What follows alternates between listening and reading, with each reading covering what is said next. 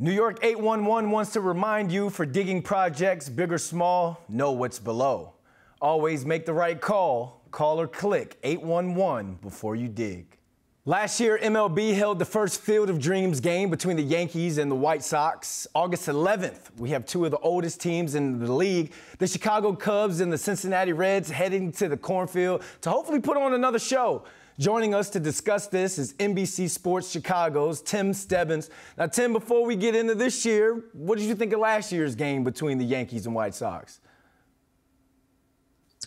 Yeah, I think it's going to be hard to live up to it. That's for sure, right? I mean, I don't think MLB could have scripted that game better with two teams headed to the playoffs and the Yankees and the White Sox, and back and forth game, kind of a Hollywood ending, right? Tim Anderson hitting a walk-off home run into the night, into the cornfield. So that's going to be hard to live up to, but they're certainly going to try, right?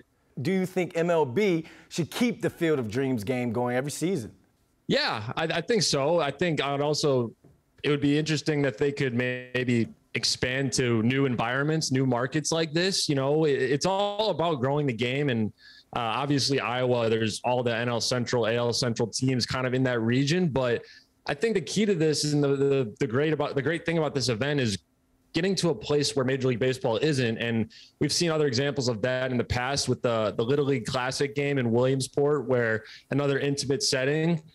We've seen them kind of go overseas here and there, but I'd like to see them really reach these new audiences and go to these new markets and expand the horizons and grow this game. All right, so let's talk about the Reds and the Cubs. What's the feeling around the Cubs clubhouse, and are they excited to be participating in this matchup? 100%. A lot of the talk is obviously just excitement, but part of that too is just, you know, the monotony of the season. You know, we get into August, and what better way to kind of break that than something like this. Seiya Suzuki, for example, he's someone he's his first year in MLB after coming over from Japan. And he talked about, you know, I play in a great stadium like Wrigley Field, but I've never played in the countryside like this. And, you know, maybe some other guys have played in environments like that who came up through the minor leagues on the state side, but that was interesting. It's 8,000 fans. So Patrick Wisdom said, you know, the focus and the lights are on the stage, if you will. And David Ross rewatched the movie with his kids. So the excitement's building for sure. And these guys are going to get out there and just kind of get in that environment and soak it all in. Well, I can feel your passion about it. After this interview, I need to go rewatch it and catch up on my Field of Dreams. All right, so being a Cubs writer, how do you see this game going?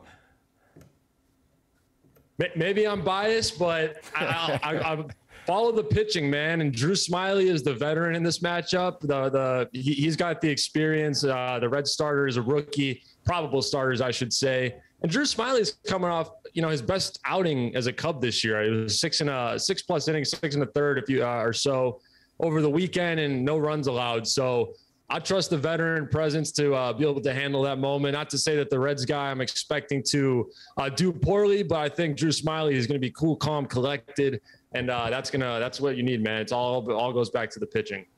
Cubs fans are loving your prediction, but look through the comments. I'm sure some Reds fans are a little angry that you said that. Tim, thanks for your time, my man. Thanks so much for having me.